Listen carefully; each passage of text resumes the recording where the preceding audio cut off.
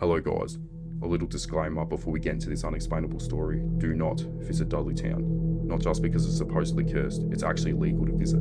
It's protected by law enforcement and the Dark Entry Forest Association, and you can get into big trouble.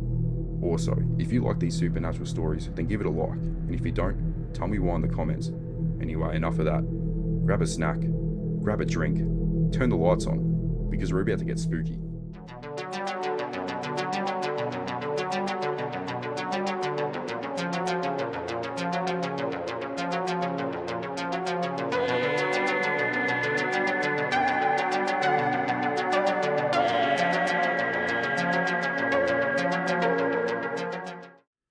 This story starts in 1906 in a town called Litchfield, Connecticut, with a man by the name of Dr. C. Clark and his wife Harriet.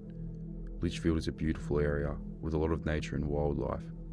They were driving around the area in hopes to find a place to build their second home.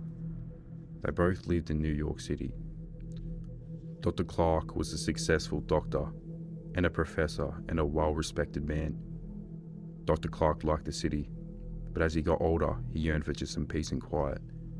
It got very noisy and chaotic in the city, as you could imagine. This is the reason they went to Litchfield, because it was everything that they wanted, and it was everything the city was not.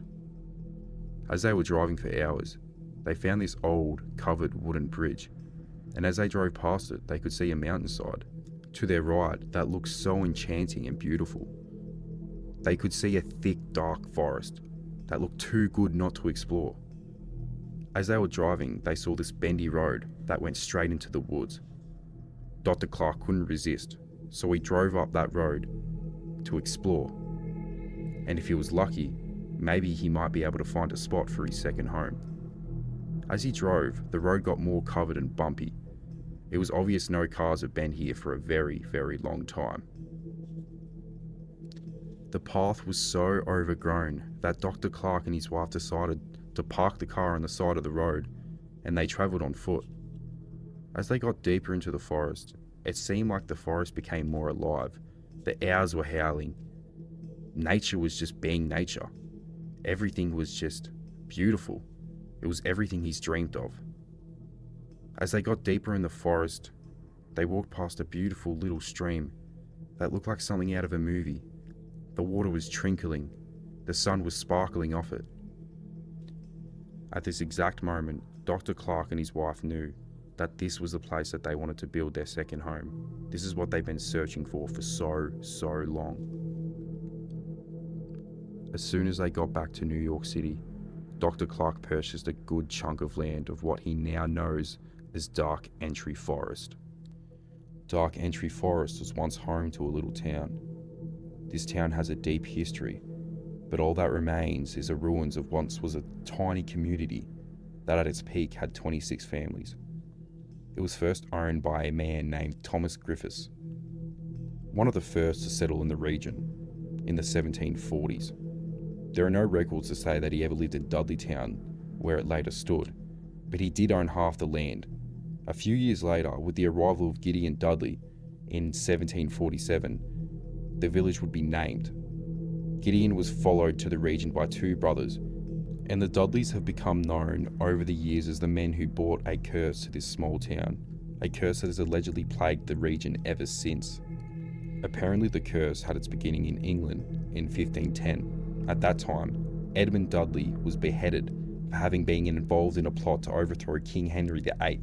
Supposedly, a curse was placed on the family at this time, which stated that all the Dudley descendants would be surrounded by horror and death. Now as this story unfolds, you'll see the Dudleys then begin to experience a rather disquieting run of bad luck. I'd also like to mention that there are sources that it was an Indian burial ground, so some say that's the reason for the curse as well, but I'll leave that up to you. Now this town has a deep history, but I don't want to be here all day, and I'm sure you got stuff to do, so I'll just give you some mentions of people who have allegedly fell to this curse. First off, the Nathaniel Carter family, looked up as upon being the first people to ever fall victim to the Dudley Town curse. The Carter family lived in Dudley Town from 1759 to 1763. 6 of their family members died suddenly from unknown causes, so they decided to leave Dudleytown forever. When Nathaniel relocated them all to a home near what is now Binghamton, New York. In October, Indians attacked the Carter home while Nathaniel was away, killing his wife and infant child.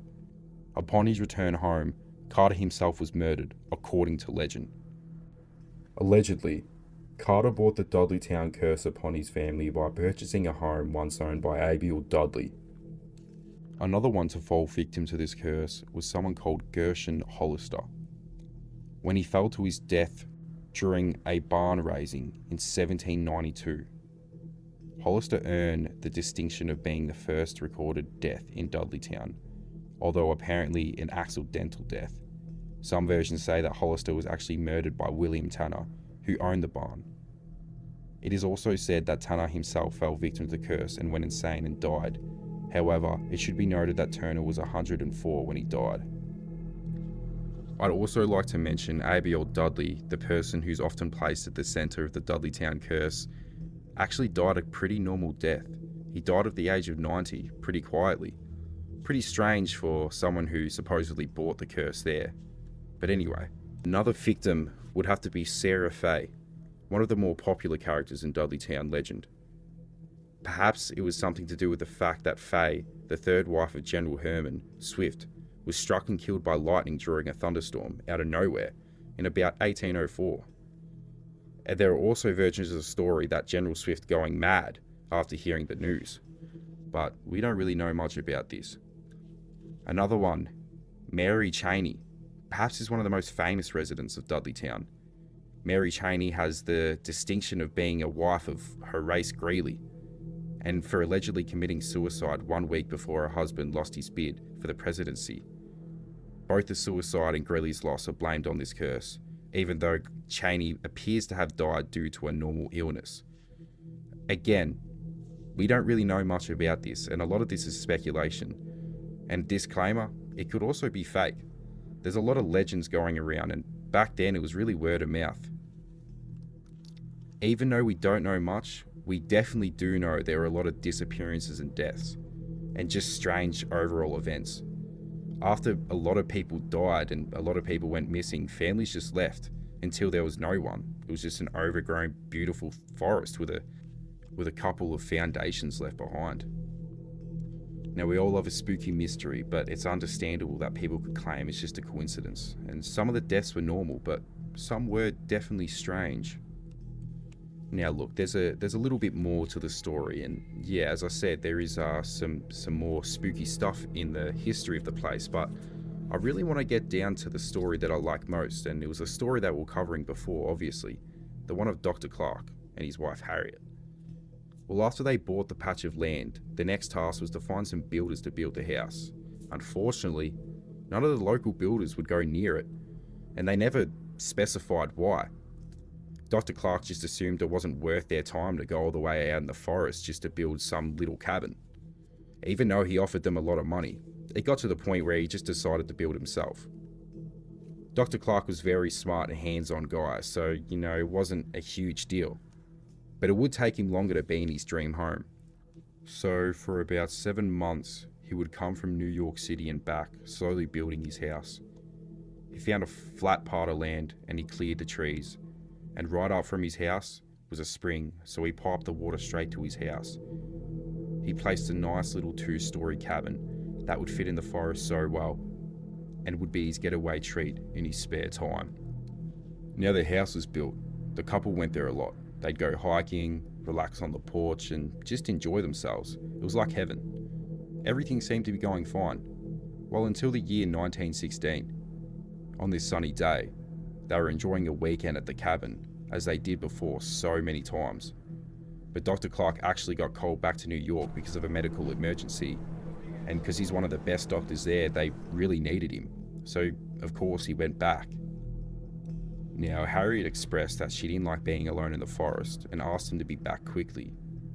But she definitely didn't want to go back into the concrete jungle, as we know is New York. Though I will mention, Harriet has said to Dr. Clark that she has seen weird black figures when it's dark out, and it always freaked her. though Dr. Clark was a logical man, so he always plays it up to imagination. Though little did he know, she was not the first or the last one to mention seeing these figures. A lot of old townfolk of Dudley would say the same. There was many reports of multiple families saying, and will I say, right before something bad happens, they would see these figures. It's almost as if it's a bad omen. When Harriet dropped Dr. Clark off to the station, she begged him to come back as soon as possible. And of course, he promised. He'd be back as soon as he could. It'd only take a couple days. As the train left, I'm sure Dr. Clark would have wished that he was still in paradise, but he would have no idea the hell his wife would endure alone in this dark, cursed forest. A couple of days had gone by and he was all done with his work. He was excited to get back to what he thought was heaven. As he was pulling up to the station near his home, he was on the lookout for his wife, who he assumed would be waiting, though strangely enough, she was nowhere to be seen. Now, Dr. Clark was a rational man, but something was off about this. His wife was always there. It's not like she'd want to be in this dark, creepy forest alone. So it made him feel pretty uneasy. So as soon as he got off the train, he would walk where he had built his little quiet cabin. As soon as he got to the overgrown path, he could hear owls, and it was very unsettling. But it sounded like they were distressed, as if something was going on. The further he get in the forest, the louder their owls got, and it made his heart race a little bit. As soon as he was halfway there, he went into a full sprint. All he could hear was owls, owls, owls. It was like he was in a horror movie. As he was sprinting, he finally seen his little cabin. But something was wrong. The door was slightly open. His heart dropped, and he went sprinting inside, slamming the door open. But as soon as he set a foot in the door, he froze, because what he heard was terrifying to the core. All he heard was high-pitched laughter coming from upstairs, and his wife had to be there. He froze for an instant, trying to muster up some courage to investigate. Him fearing his wife was in danger, he sprinted up the stairs. The laughter got louder and louder. He got to the hallway, and now was in front of the closed door. So he slowly opened the door, and there in the back right corner was his wife, with clenched fists curled up in a ball, just facing the door. Her eyes were open. Her mouth was wider than what a human could ever make their mouth. And then as he looked at her, he noticed that the noise was coming from her. She was the one that was laughing. But it's like the noise was just coming out of her mouth. Her chest was heaving. It didn't look real. He was so undescribably terrified. Every cell in his body just told him to run. So he did just that. He didn't look back. Whatever happened in those couple's days, he was gone. Nobody will ever know. Now, by some accounts, Dr. Clark's wife would spend the rest of her life in a mental asylum, getting crazier each day.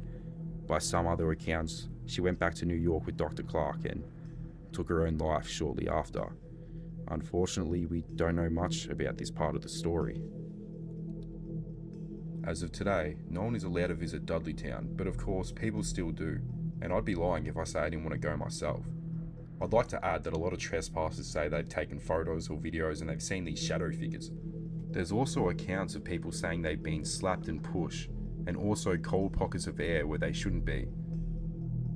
It's also worth mentioning the famous Ed and Lorraine Warren have also visited this place. And for yous who don't know, these guys are a famous investigation couple who, well, investigate the paranormal. These guys really did pave the way for all paranormal investigation, and some of the things they've found are truly chilling. I know we're going a bit off topic here, but their most famous case was definitely the Amityville haunting, and that's something I'm going to cover in the next video. So if you would like that, let me know in the comments down below. But moving on with this case. Ed and Lorraine came here in about the 70s to explore this place, and they both claim that the forest was to be demonically possessed and a very dangerous paranormal spot. Hey guys, I would just like to say thank you so much for listening to my story. I'd just like to mention, as I do these more, like, they will get higher quality, they will get better, the storytelling will get better. You know, obviously the first video is always going to be not as good, but, you know, thanks for sticking around, and I promise we'll get a new video out soon, hopefully next week. That's what I'm going to try aim for, but we'll see. Have a good day, guys.